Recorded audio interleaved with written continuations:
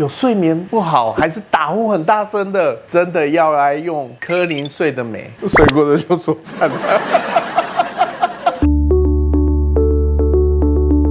我是麦麦，自媒体创作者，我有呼吸中止症，经过了医生的推荐，我使用科林睡得美，让我变得非常有精神。其实一直以来，我就是有一个绰号，就是像火车过山洞，大家都会觉得跟我睡完全都睡不了，因为我打呼声就很大声，而且是20-30岁开始，就是大家都知道的。所以当初任何人要跟我睡，都还蛮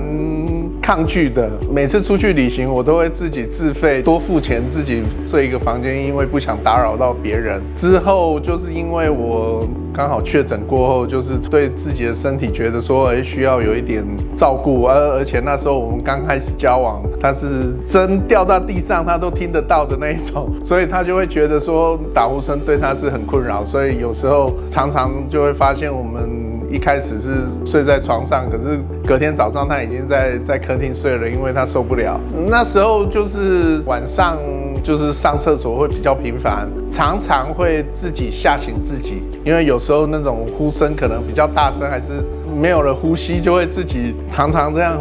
醒过来，所以睡眠品质不是很好。白天常常会打瞌睡，有时候我还会跟他开玩笑，只要我开车一上车，我就会想睡觉之类的笑话这样子。后来刚好辗转知道说，有这么一个好的产品，然后是科林的部分，然后我就说，那你用看看啊，那你用了之后，我们再来看说有什么效果。然后他用了之后，第一天、第二天，